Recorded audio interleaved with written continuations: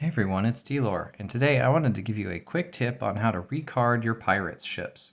So you've got a ship punched out, you don't really want to store all of your ships put together or it takes up too much room, or you're trying to resell a lot that you got.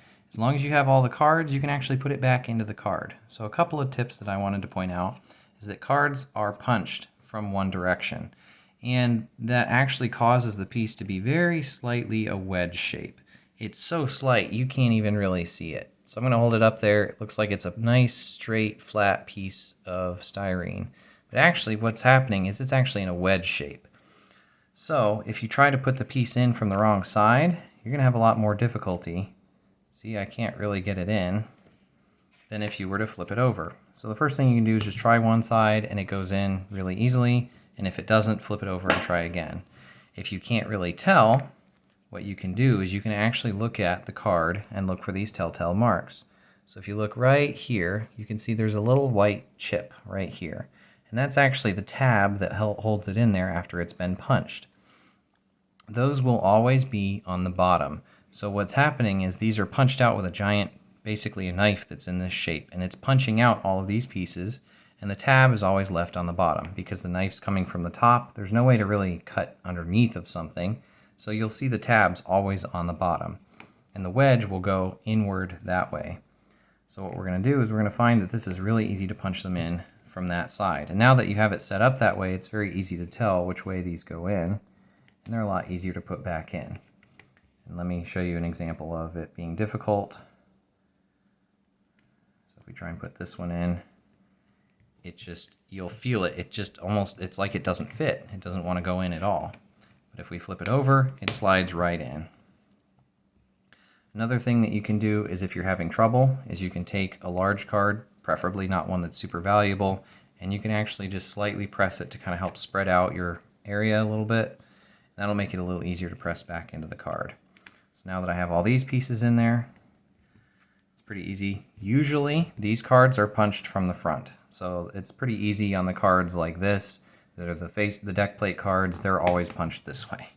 However, when it comes to the cards with the sales, there's no rhyme or reason where the rarity corner is going to show up. So some of these, with the rarity corner and the 2 out of 2, 2 out of 3, whatever, is going to be the front.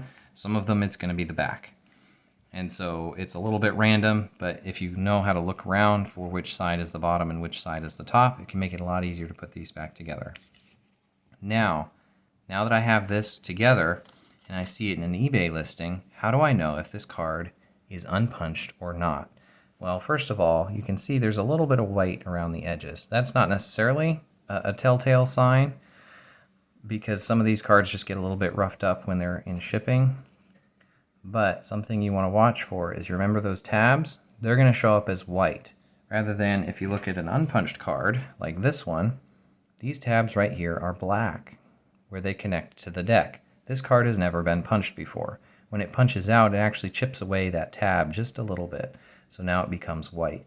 You'll also notice that these all look just about the same in how they're sticking out from the card. Whereas if we hold this on there, it's kind of hard to tell from an eBay listing, but you can see how there's a little bit of distortion. They're not all almost sticking out of the card a little bit on the back. And then finally, the last thing to look for is on these masts.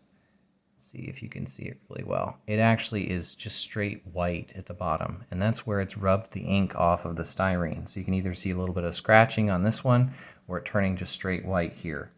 So you can see that the edges they're white compared to the black of a normal ship that hasn't been punched before. So those are the kind of things you want to look for in an eBay listing. If you're getting something like on this side, it can be really hard to tell because of all the ink where it is. But again, look at the tabs on the masts, look at the tabs on the deck plate, and look to see if there's anything on those tabs where it's rubbed together, and see if the ink is rubbed off there. You'll also see that this one, if you can see it, you can actually feel a little bit, is sticking out on this side, whereas this one is punched entirely into the card, just a teeny tiny bit. We're talking like almost an immeasurable amount, but you can feel it with your hand. And sometimes you can kind of fake that by pushing it back into the card a little bit, but it can be very difficult to do that. So those are ways that you can find out if a card is punched and recarded rather than an unpunched card. Now, something else to watch for is on some of these special edition cards that are green.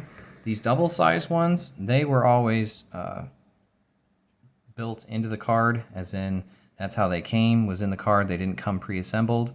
However, if you find one of these green corner ones that is a 4-masted ship, those were pre-assembled.